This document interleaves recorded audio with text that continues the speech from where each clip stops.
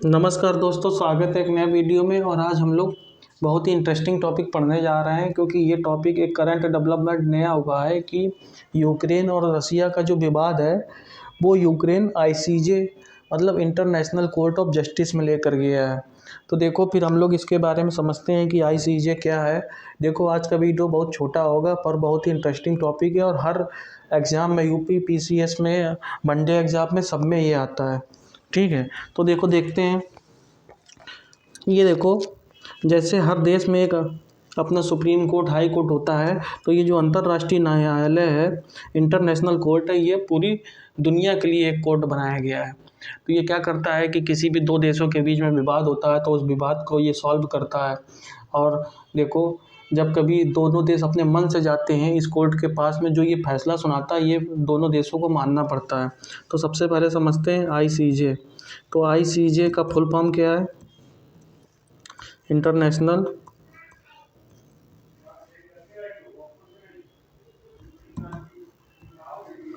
Court of justice.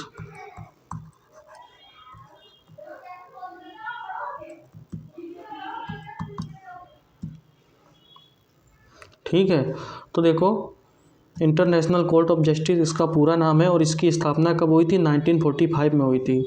और संयुक्त राष्ट्र का चार्टर था, उसके द्वारा अप्रैल 1946 में इस इंटरनेशनल कोर्ट ने काम करना शुरू कर दिया था। ठीक है, तो देखो, इंटरनेशनल कोर्ट ऑफ जस्टिस से पहले कौन सा कोड था? तो देखो, एक कोड का नाम है, वो हम लोग देखते हैं।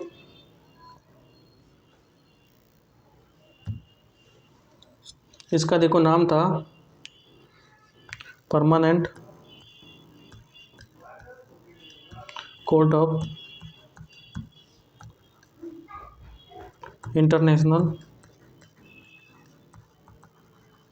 जस्टिस।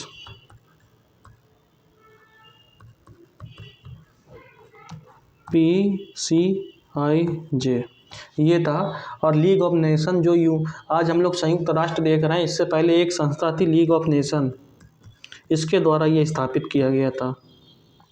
पर जब ये संस्था जो लीग ऑफ नेशंस है, ये विश्व युद्ध, द्वितीय विश्व युद्ध हुआ, ठीक है, तो ये उसको जब ये रोकने में असफल रही, तब ये लीग ऑफ नेशंस को हटा के संयुक्त राष्ट्र संस्था का गठन किया गया। तो परमानेंट जो कोर्ट ऑफ इंटरनेशनल जस्टिस था, PCIJ, ये लीग ऑफ नेशंस के द्वारा स्थापित किया गया था। उसके बाद में जब संयुक्त राष्ट्र बनता है तो 1945 में ये अंतर्राष्ट्रीय न्यायालय की स्थापना की जाती है और अप्रैल 1946 में ये काम करना शुरू करता है। तो देखो, इसका ये संयुक्त राष्ट्र का ही एक प्रमुख अंग है। तो देखो, संयुक्त राष्ट्र का प्रमुख अंग है। और देखो, संयुक्त राष्ट्र के 6 जो मेन ऑफिसेस हैं, वो तो उनका ऑफिस न्यूयॉर्क में है। केवल एक ही अकेला ऐसा संयुक्त राष्ट्र से जुड़ा हुआ ऑर्गेनाइजेशन है जिसका जो हेड क्वार्टर है, ये कहाँ पर है? द हेग, नीदरलैंड में। तो ये कहाँ पर है? हेग में। नीदरलैंड एक देश है यूरोप में, तो वहाँ पर ये है। तो भाई, ये लिखा हुआ है कि संयुक्त राष्ट्र के 6 प्रमुख संस्थानों के विपरीत यह एकमात्र ऐसा संस्थान है जिसका हेडक्वार्टर न्यूयॉर्क में स्थित नहीं है। कहाँ पर है? द हेग में स्थित है। अब देखो, ये काम क्या करता है? राष्ट्रों के बीच में कानूनी विवादों को ये सुलझाता है। ठीक है, समझाता नहीं है, इसमें सुलझाता लिखा होगा। और संयुक्त राष्ट्र के अंगों और विशेष एजेंसियों के द्वारा कानूनी प्रश्नों पर अंतर्राष्ट्रीय कानूनों के हिसाब से ये उनको सलाह देता है। अगर कहा जाए कि इस समय वर्तमान में कितने देश हैं संयुक्त राष्ट्र में, ये the international court of justice में, तो 193 इसमें इस समय देश है, 193। तो देखो, अब आगे बढ़ते हैं। 1945 में एक समिति बनी थी जिसका नाम था GH हाइक बर्थ। तो ये समिति जो बनी थी, इसी की USA में ये समिति बनी थी, GH हाइक बर्थ। तो इसकी सिफारिश पर अंतर्राष्ट्रीय न्यायालय बनाने का कार्य शुरू हुआ। और अंतर्राष्ट्रीय न्यायालय में देखो कितने न्यायाधीश होते हैं? 15 न्यायाधीश होते हैं। तो 15 न्यायाधीश होते हैं जिन्हें संयुक्त राष्ट्र महासभा और सुरक्षा परिषद के द्वारा सुना जाता है। 2 चीज़ें हैं, एक है यूनाइटेड नेशन जनरल असेंबली जिसको संयुक्त राष्ट्र महासभा बोला जाता है, और एक है यूनाइटेड नेशन सिक्योरिटी काउंसिल, मतलब इसको संयुक्त राष्ट्र बोला जाता है। तो देखो सुरक्षा परिषद, तो ये बोला जाता है संयुक्त राष्ट्र सुरक्षा परिषद, सिक्योरिटी काउंसिल। तो देखो 9 वर्षों के लिए कोई भी जज इसमें चुना जाता है तो वो 9 वर्षों के लिए चुना जाता है, और इसमें कुछ सदस्य हर 3 साल के बाद रिटायर होते हैं और हर 3 साल बाद नए सदस्य चुने जाते हैं, इस प्रकार। और कोई न्यायाधीश जैसे बन गया है तो दोबारा अगर वो बनना चाहता है तो भी बन सकता है। वोटिंग होती है और वोटिंग के द्वारा अगर वो खड़ा होता है, जीत जाता है, तो वो बन सकता है। तो ICJ की देखो आधिकारिक भाषा कौन सी है, एक है इंग्लिश, एक है फ्रेंच। तो ये दोनों आधिकारिक भाषाएं हैं। अब देखो ICJ के बारे में देखते हैं कि कौन से मेंबर कहाँ कहाँ से हैं। तो अफ्रीका से 3 है, ठीक है। लैटिन अमेरिका और कैरिबियाई देशों से 2 हैं, एशिया से 3 है, पश्चिमी यूरोप और अन्य राज्यों से 5 है, और पूर्वी यूरोप से 2 हैं। तो इस प्रकार से 15 मेंबर हो जाते हैं। और भारत की ओर से ICJ में जज के तौर पे शामिल होने वाले पहले व्यक्ति थे जिनका नाम था नागेंद्र सिंह। तो नागेंद्र सिंह भारत की ओर से इंटरनेशनल कोर्ट ऑफ जस्टिस में जज के तौर पर भारत की ओर से इनको पहला जज होने का गौरव प्राप्त है। तो अगर क्वेश्चन आता है किसी भी वनडे एग्ज़ाम में या रेलवे एग्ज़ाम में कि भारत की ओर से पहले जज के तौर पे इंटरनेशनल कोर्ट ऑफ जस्टिस में शामिल होने वाले व्यक्ति कौन थे, तो वो थे नागेंद्र सिंह। तो ICJ के न्यायाधीशों की स्वतंत्रता बनाए रखने के लिए न्यायाधीशों पर किसी प्रकार का कोई दबाव नहीं डाला जा सकता है, तो ये भी बात आप ध्यान रखिएगा। अब देखो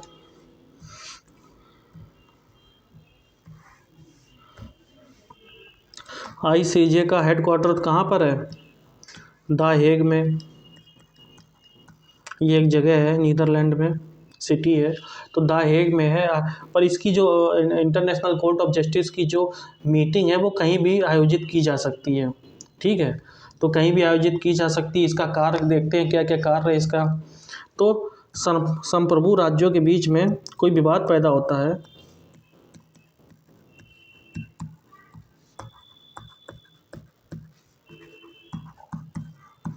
जो विवाद पैदा हो रहा है उसको ये सुलझाते हैं। और देखो जैसे मान लो इस समय यूक्रेन और रसिया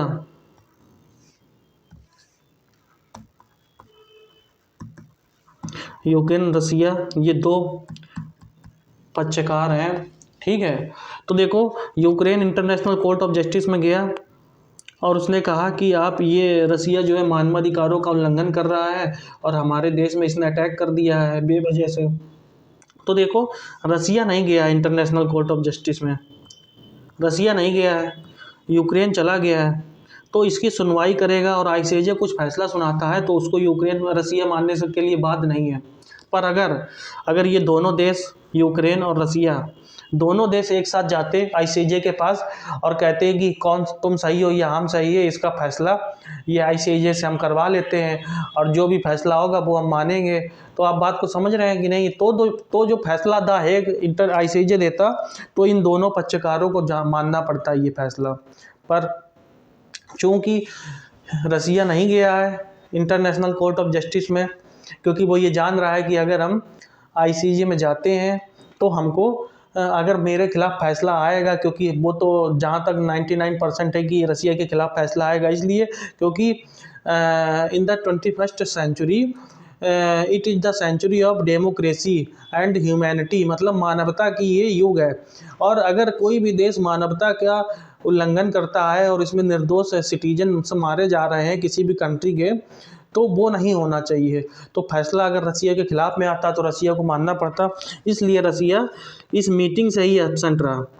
रसिया को इनवाइट किया गया होगा कि यूक्रेन हमारे पास फैसले के लिए आए हुए हैं ICJ के पास में, आप भी इनवाइटेड है और आप अपना पक्ष रखिए, यूक्रेन अपना रखिएगा, क्या बात है।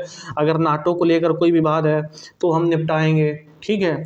अगर आपकी कुछ संप्रभुता या सोवरेनिटी पर भी कोई खतरा आ रहा है तो वो भी हम सुनने के लिए तैयार हैं, बस आप ये रोक दो, बार रोक दो। क्योंकि बार क्राइम एक वर्ड है जिसमें युद्ध अपराधों के लिए पूरी दुनिया में युद्ध अपराधों पर एक तरफ है, क्योंकि युद्धों में अपराध नहीं होने चाहिए, क्योंकि इसमें महिलाएं, बच्चे और पुरुष बुजुर्ग सभी लोग मारे जा रहे हैं युद्ध में, तो रसिया शामिल नहीं हुआ। तो देखो, पर एक तरह से आप बात को समझो ये कि अगर रसिया कोई भी फैसला आईसीजे सुनाता है वो एक तरह से नैतिक प्रेशर होगा, मतलब मोरल प्रेशर बनाएगा। किसके ऊपर? रसिया के ऊपर। क्योंकि आईसीजे का मतलब है इंटरनेशनल कोर्ट ऑफ जस्टिस, और ये बहुत ही बड़ा, सबसे बड़ा कोर्ट है पूरी दुनिया का। अगर ये कोई फैसला सुना रहा है तो उसको आप इग्नोर नहीं कर सकते हैं, आपके ऊपर एक मोरल प्रेशर बनेगा। तो इस तरह से ये आईसीजे का कार्य है।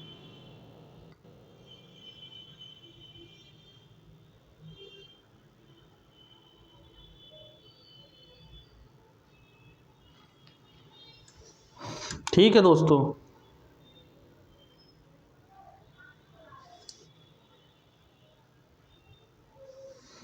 चलो फिर आगे बढ़ते हैं।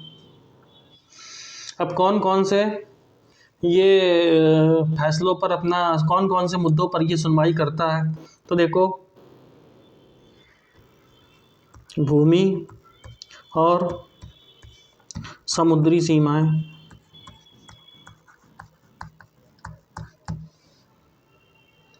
दूसरा है क्षेत्रीय संप्रभुता,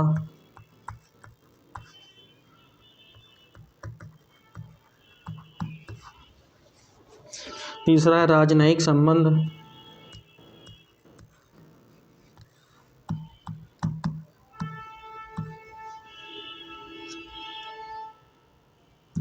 चौथा है राष्ट्रीयता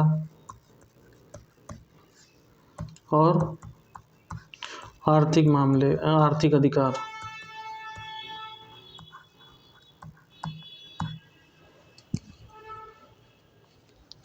अगर दोनों पक्ष जाते हैं और आईसीजे कोई फैसला सुनाता है तो वो देखो बाध्यकारी होता है वो डिसीजन। ठीक है दोस्तों, चलो अब आगे बढ़ते हैं। अब देखो, ये हम लोग देखते हैं, एक कोर्ट है आईसीजे और दूसरा कोर्ट है आईसीसी, जिसको क्या बोला जाता है? International criminal court. आईसीसी, देखो आईसीजे तो मैंने आपको बताया है, आईसीसी क्या है? इंटरनेशनल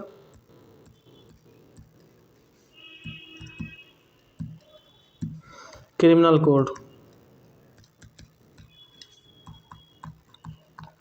इसको हिंदी में कहा जाता है अंतर्राष्ट्रीय आपराधिक न्यायालय। ठीक है, अब देखो इसकी तुलना देखते हैं, आईसीसी जो है और आईसीजे है, इनके बीच में तुलना देखते हैं कि क्या क्या है। तो देखो, आईसीजे एक संयुक्त राष्ट्र की प्राथमिक न्याय शाखा है, मतलब it is a primary court of United nation security council, और इसका हेडक्वार्टर कहाँ है? नीदरलैंड के द हेग में। ठीक है, it's headquarter is in Netherland the Hague. तो यह अदालत दो देशों के बीच में कानूनी विवाद का निपटारा करता है। और how many members there in the ICJ organisation? तो देयर आर 193 मेंबर्स कंट्री। ठीक है, तो ये 193 आईसीजे, ये इसका जो विस्तार है वो आईसीसी से ज़्यादा है। अब देखो आईसीसी के बारे में देखते हैं। इंटरनेशनल जो क्रिमिनल कोर्ट है, ये एक संयुक्त स्वतंत्र संगठन है और ये संयुक्त राष्ट्र का हिस्सा नहीं है। ठीक है, ये हिस्सा नहीं है संयुक्त राष्ट्र का, पर ये दोनों एक साथ मिलकर कार्य करते हैं। आईसीजे और आईसीसी दोनों एक साथ मिलकर कार्य करते हैं। और वर्तमान में आईसीसी में 123 मेंबर्स हैं। इसका मुख्यालय भी कहाँ है? ये दहेज नहीं है, ये है द हेग। द हेग, इसका भी मुख्यालय यहीं पर ही है। आईसीसी का भी मुख्यालय द हेग में। ये थोड़ा गलत टाइप हो गया है तो इसके लिए माफ़ कर दीजिए। ठीक है, इसकी आधिकारिक भाषा कौन सी है? इंग्लिश है और फ्रेंच इसकी आधिकारिक भाषा है। ठीक है, अब देखो चार मुद्दों पर, ये भी चार मुद्दों पर सुनवाई कर लेता है। तो देखो, पहला है मानवता के खिलाफ कोई युद्ध हो रहा है, मान लो अभी तो आपके सामने एक लिविंग लाइव एग्जांपल है कि अगर कोई युद्ध किसी देश ने छेड़ दिया है मानवता के खिलाफ और उसमें आम आदमी मारा जा रहा है, तो उस युद्ध को मानवता के खिलाफ ही युद्ध माना जाएगा। दूसरा, नरसंहार हो रहा है, युद्ध अपराध, क्राइम वार जो मैंने कहा है, और क्राइम एग्रेशन,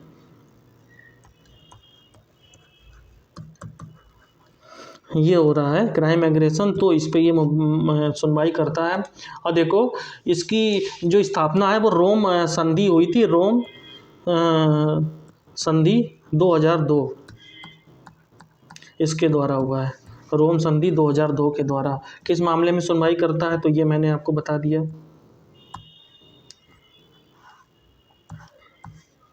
अब देखो आईसीजे और आईसीसी के बीच में तुलना और कुछ देखते हैं। तो देखो आईसीजे संयुक्त राष्ट्र की एक प्रमुख अंगों में से एक है, यह मुख्य रूप से राष्ट्रों के बीच में विवादों की सुनवाई करता है, ठीक है। और आईसीसी केवल क्या करता है, सदस्य के बीच में जो इसके सदस्य हैं आईसीसी के, उनके बीच में जो मुकदमे की सुनवाई कर सकता है। और देखो इसके मेंबर कौन कौन से नहीं है, भारत अभी इसका मेंबर नहीं है, अमेरिका इसका मेंबर नहीं है, रूस भी इसका मेंबर नहीं है, ठीक है, और चीन भी इसका मेंबर नहीं है, आईसीसी का मेंबर नहीं है, ठीक है दोस्तों। तो देखो अभी तक 123 कंट्री थे, अभी हाल ही में एक नया देश बना है, इसका मेंबर 124 हो गया है, अब वो बना है मलेशिया। मलेशिया इसका नया मेंबर बना है, ठीक है दोस्तों। अब देखो आईसीसी के 6 क्षेत्रीय कार्यालय भी हैं, वो क्षेत्रीय कार्यालय सुनते हैं हम लोग कि कहाँ कहाँ पर है। एक तो इसका हेडक्वार्टर द हेग में हो ही गया है। दूसरा देखो एक जगह है जिसका नाम है किनशासा, ये कहाँ पर है, कांगो में, यहाँ पे एक इसकी ब्रांच है। एक है कंपाला में,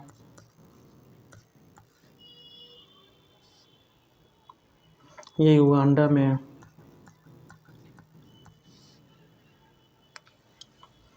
तीसरा है बुंगी में, ये मध्य अफ्रीकी गणराज्य है।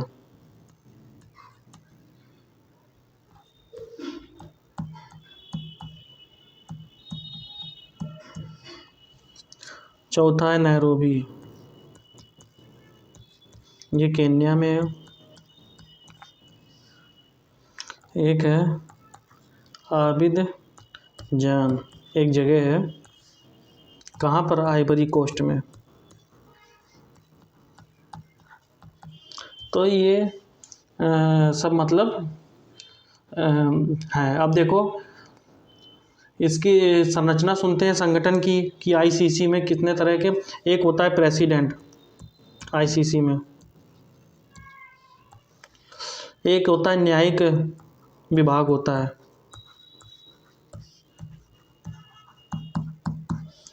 एक होता है कार्यालय, एक होती है रजिस्ट्री, ये 4 इसके ऑफिस हैं, ठीक है। और देखो आईसीसी किसी भी व्यक्ति को, अगर व्यक्ति के खिलाफ किसी मामले की सुनवाई कर रहा है तो उसको मृत्यु दंड नहीं दे सकता है, अधिक से अधिक ये 30 साल की सज़ा दे सकता है,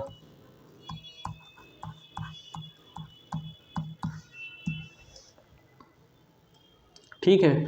अब देखो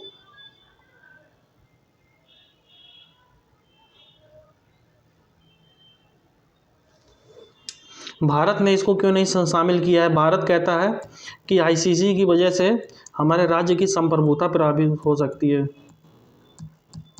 दूसरा राष्ट्रीय हित,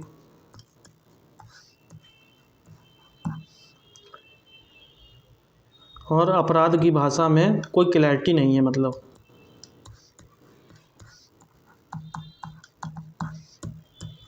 क्लैरिटी का ना होना।